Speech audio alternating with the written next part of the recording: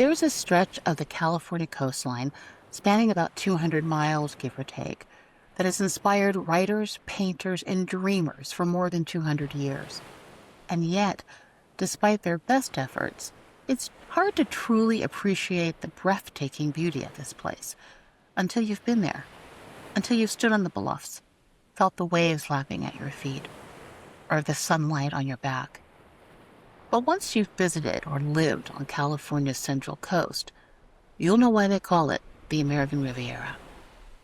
There's Santa Barbara, the white stucco buildings, red-tiled roofs, bougainvillea climbing every wall like it owns the place. To the north, San Luis Obispo.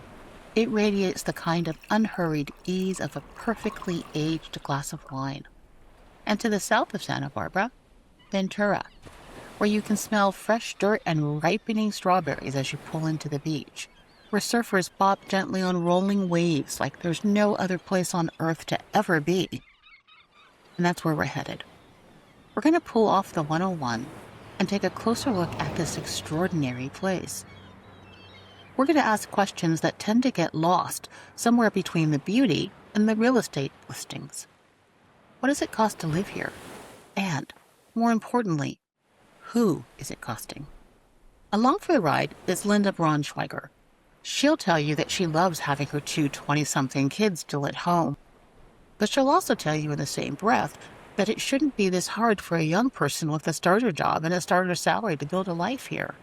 And she would know. She's the president and CEO of the Housing Trust Fund of Ventura County. We'll talk to Gagan Pawar, a physician and CEO of Clinicas de Camino, a community health network that's been providing care in Ventura since 1971. And she'll tell you that one of the hardest parts of her job is getting medical staff to come work here. Riding shotgun, Danielle Borja, CEO of the Conejo Valley Chamber of Commerce. She understands the economic impact to the whole community when people who make up a region's infrastructure can't afford to live in the communities they serve. And in the driver's seat, our very own Brian Donovan, Senior Vice President and Regional Commercial Relationship Manager. This is Central Coast Pulse, the podcast of American Riviera Bank, where we talk about the issues that matter to the businesses and the people on the Central Coast.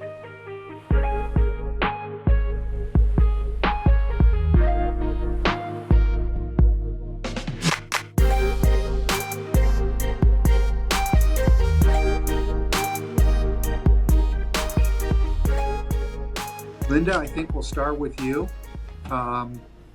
Workforce housing.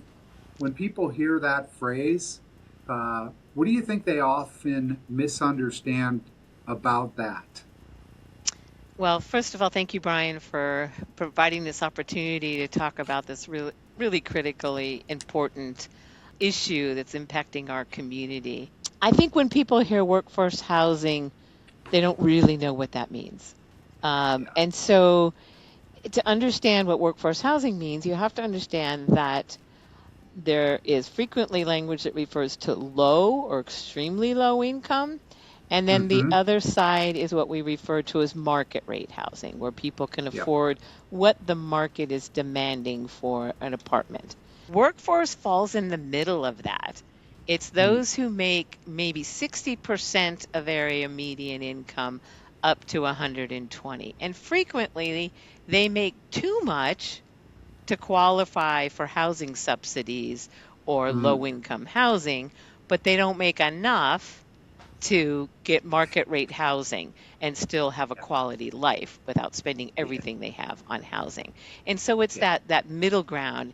Think about our teachers, our firefighters, our first responders, our nurses, our medical technicians, our agricultural workers.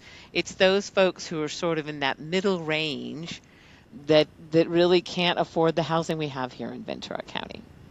Danielle, what's your perspective on that, and how have you seen workforce housing impact your community? Yeah, I think Linda framed it up really nicely. We were actually just talking about a project recently that is being proposed in our downtown area in Thousand Oaks, and The affordable housing piece is in the moderate income category. And that range, depending on your family size, is $84,000 to $119,000 a year. And I don't think that's really what people think about when we talk about needing workforce housing in our communities. And so we've just seen that as a very slow growth community, and one that has a lot of policy restrictions around housing in general. With our SOAR initiative that we have been under building for a long period of time. And now we have a serious crisis on our hands because we don't have the availability or the affordability that our businesses really need to recruit workforce. Yeah. So I think, Linda, you mentioned really workforce housing. We're talking about our teachers, our healthcare workers, hospitality employees, our young professionals coming out of college looking for their first or maybe their second job after graduation. I'd love to hear both of your perspectives on when we can't provide them a affordable solution to live here. How is that impacting our community? Where do they go? What choices do they have other than maybe to leave the state or the area, and then maybe they come back, maybe they don't? Yeah, I think the choice is represented in my own household because I have a 24 and a 26-year-old who moved out, couldn't afford it, and are back home. And I, of course, as mom, I love having them home. But for their growth and maturity and independence, it would be wonderful if they could have the experience that at least I had, where I had an apartment and I had a couple roommates. So that's a big challenge. Both my 20-something-year-olds are saying, yeah, we're going to move out of state, Mom. We just don't see a future here where we could buy a home and raise a family. And that just breaks my heart. And that's what we as a community must solve. You know, for many years, as Danielle brought up, the state of California, including Ventura County, did not build the needed units for the growth in the community. And so anywhere from 12 to 15 years of growth that we are behind. Yep. And so without that, you know, we're seeing employers saying, you know, we can't attract the workforce. We're producing amazing new talent out of our colleges right here in Ventura County. They're not staying here. We have amazing training programs at hospitals that train our future doctors and our nurses. They're not graduating and staying here. They're graduating and going elsewhere because the housing is too expensive. We must address this. And one thing Danielle and I have talked about many times is Ventura County as an economy has been suffering for a number of years, and there's been no growth. And it's absolutely attributed to the housing situation. And so it's an economic issue. And so we as a community, whether that's government and business, philanthropic, we all must work together to support the creation of that missing middle, so to speak.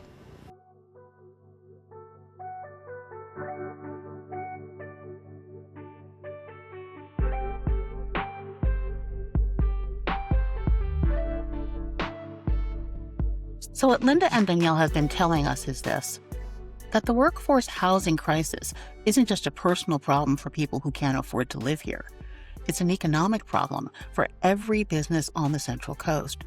Because when workers can't afford to live where they work, businesses can't grow, they can't hire, and they can't hold on to the talent that they need. And this isn't just a Ventura County problem. More than 65% of workers in Santa Barbara's South Coast can't afford to live there.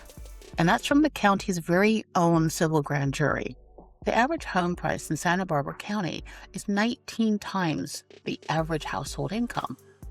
19 times.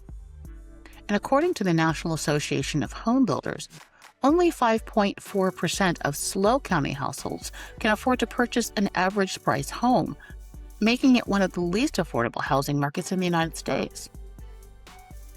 And there's another dimension to this issue that goes beyond the economy. one that doesn't play out in balance sheets, but rather in waiting rooms on exam tables. And that's where we're headed next.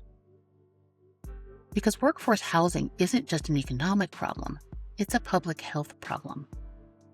I'm joined today by Gagan Pawar, Chief Executive Officer of Clinicas del Camino Real. Dr. Pawar, thank you for joining me today to discuss this critical need in our community. Thank you, Brian, for having me on this podcast.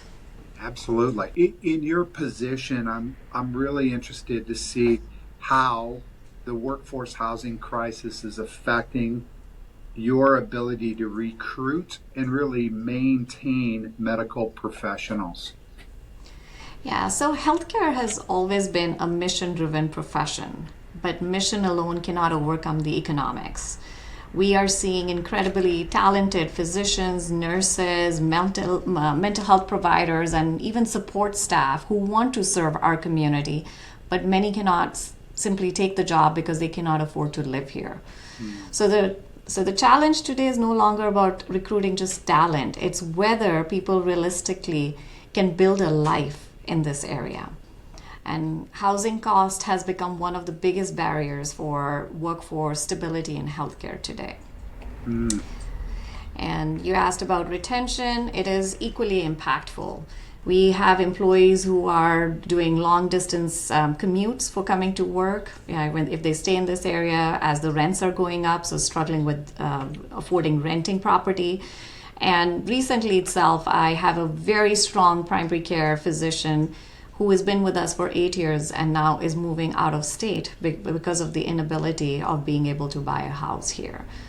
So these are just few of the examples, and we have many cases, even in fact in our technical support, they're moving out of state for the only issue being the inability to afford housing here.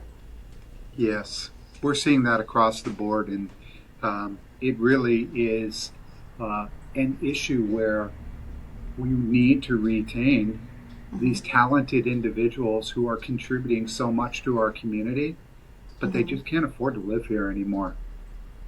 Yeah, and that just does not just impact the workforce, but it does ultimately impact the patients, because in healthcare, the importance is trust and building your consistent relationship with your physician, your clinics. So ultimately, it is our community which is being impacted with this change or inability to retain or recruit our workforce. Yes.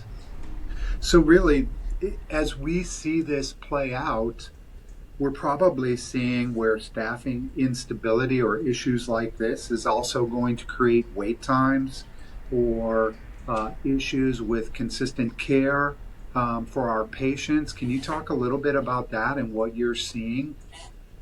Yeah, absolutely. So, one of the things is there can be a gap in care, because when your preventive health could be at risk, because the availability of appointments becomes harder when you are not having a consistent provider, or they're not having supportive staff, or specifically for mental health. In order to see a therapist, you have to build a relationship, and if they're gone, you have to restart the whole process again. So I would say it's not just about the long wait times. There are fewer appointments, delayed care, and reduced continuity for our patients.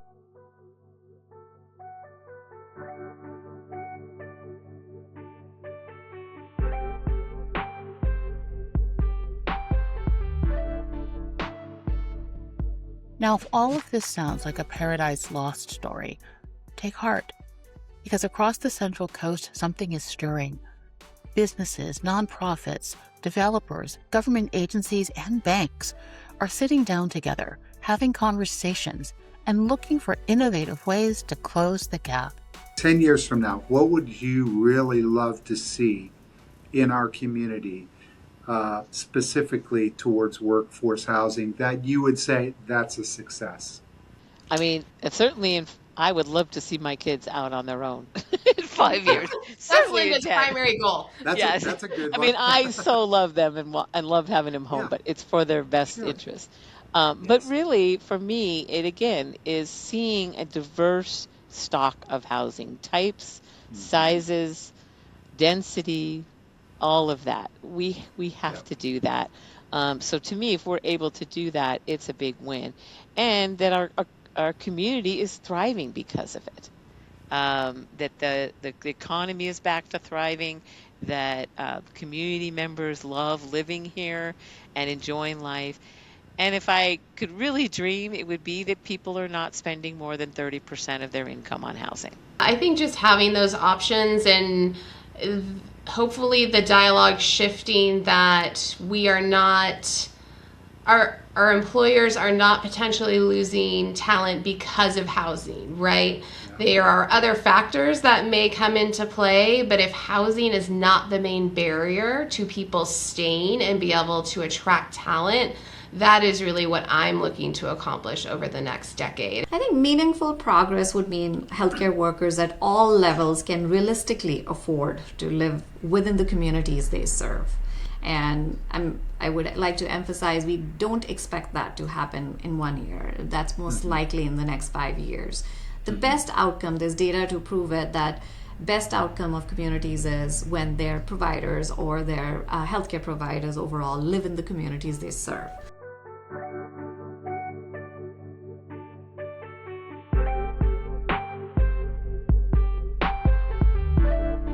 The change won't happen overnight, but it is happening. At American Riviera Bank, we're committed to being part of that conversation and to supporting the businesses and people that make this coast so extraordinary. Here's Brian. The bank's actually working to provide the construction financing for a larger modular community on the Central Coast.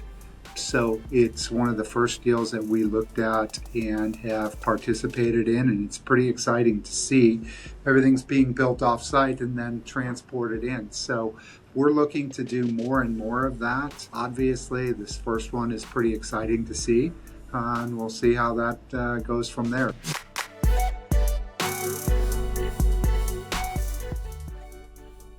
If you'd like to learn more about workforce housing issues, download our free resource guide at americanriviera.bank.